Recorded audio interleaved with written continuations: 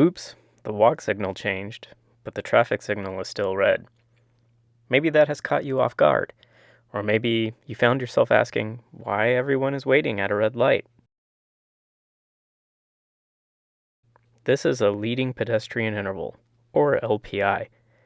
LPI gives pedestrians a few seconds to start crossing the intersection before cars. More and more cities have begun to implement this signal timing technique with claims that LPI can improve safety at intersections. Why is that? Well, the few seconds of walk signal before the light turns green gives pedestrians the opportunity to enter the crosswalk before drivers turn left or right. This leeway provided by the LPI allows pedestrians to establish their presence in the crosswalk, and it helps drivers see them better, so there is a lower risk of vehicle-pedestrian crashes. As specified in the MUTCD, the duration of an LPI shall be at least 3 seconds and allow pedestrians to cross at least one lane of traffic or travel far enough to establish their position ahead of the turning traffic before the turning traffic is released. And according to the Federal Highway Administration, right turn on red restrictions are considered a complementary treatment to LPI that many agencies use to better control for conflicts between pedestrians and right-turning vehicles. Another big reason that LPI is gaining popularity within agencies is that it's extremely cheap to implement.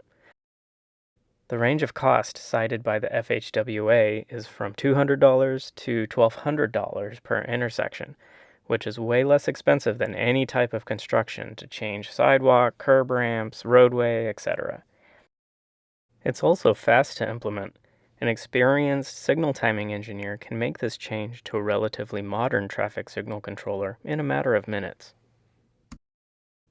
So it's cheap, it's fast to implement, it puts pedestrians in a better position to be seen by drivers before the light turns green, but does it work?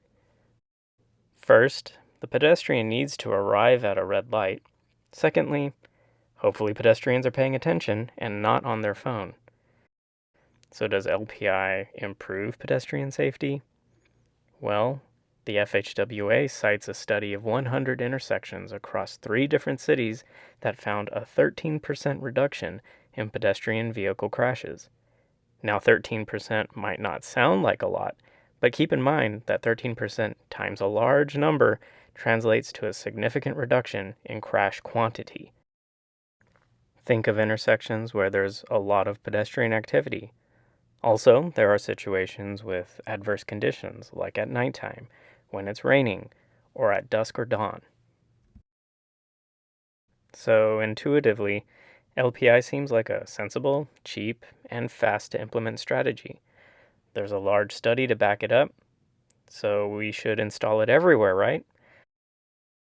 Well, if there are existing pedestrian safety issues at an intersection, LPI can be a quick, near-term solution, but a more holistic review of the intersection or the encompassing corridor should be conducted. Ultimately, LPI is effective given how cheap and quick it is to implement, but it shouldn't indefinitely replace thoughtful investigation, planning, and design of intersections.